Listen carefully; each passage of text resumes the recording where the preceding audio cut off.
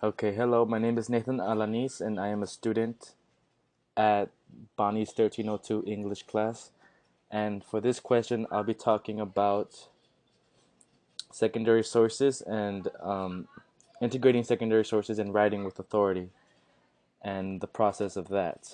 And so, for my previous years, when it comes to secondary sources, I really didn't think much about it. All I thought they were actually were a way for to add on to your argument, and just basically just be used to back you up and stuff like that. But as we talked about it in class, uh, Bonnie was explaining that a secondary source shouldn't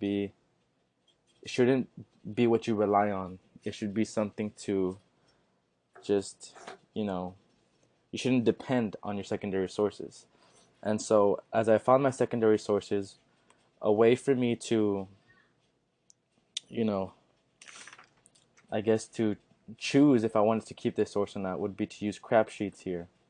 And these crap sheets pretty much determine if they pass, you know, the test for secondary source and stuff like that. If it passes what I needed to, you know, if it passes the point of me putting it into my essay. For example, for this one, a hip hop experiment, my secondary source, I answered these questions, and if they all, if they were up to par with what I believe they could be my secondary source. For example, when was this information published? Does this information relate to your topic? Yes, it does. Who is the author? The author's credentials and stuff like that. And I did a scrap sheet for every single source that I chose. And from that step, in class, I would be paired up with another person that had crap sheets as well, and then I would pretty much critique hers, and she would critique mine and see if they're good sources or not. And then after that, I would do my own critiquing. And something that Bonnie told us is that to look for a gap in your secondary source, which is something I never learned and something I never thought about when it comes to my secondary sources. I always thought I chose the secondary source and then I write it into my essay and that would be the end of it. But something that Bonnie taught me was to find a gap in your secondary source. And then with that gap, you address it in your essay, and then you fix the gap using your primary sources. So here the four sources and the purpose for my writing and stuff like that. So I did that. And then the gaps I found was literary devices seem to be the only topic that some sources say can be taught by hip hop literature. And being that this is an old version of this critique and research, I actually did find another gap. And that gap was that in one of the sources, a professor was shadowing, a professor was shadowing another professor. And being that that was the only professor he was shadowing, I felt that was, a bit weird. And I did address that in my essay. And as a primary research for that, I actually conducted interviews, as I said here, interviews. And here in my essay, I typed in what the questions that I asked. I did a group discussion with my peers in college, and we just discussed. I asked them questions such as, um, "Do you think hip hop or rap can have a place in the classroom?"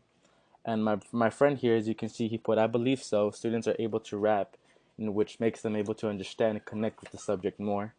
And we just discussed more on how what they feel about the matter. And being that they're a diverse group, one of them majors in music, the other majors in mechanical engineering.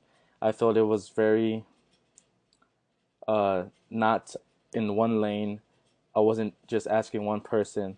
I was asking a group of people and just getting their feedback. And that way I was able to fill in the gap of the professor shadowing only one person. And with that, um, Bonnie really helped me here.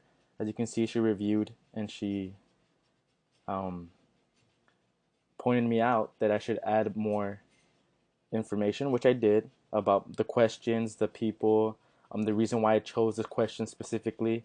And before, I would not have done any of this stuff. I would have just typed in the secondary source into my essay, and I would have left it at that and just used it to I would use it, like a crutch in a way, just depending on it. And with Bonnie, my writing has become more um, precise, and it has become more, you know, it's just become a lot better.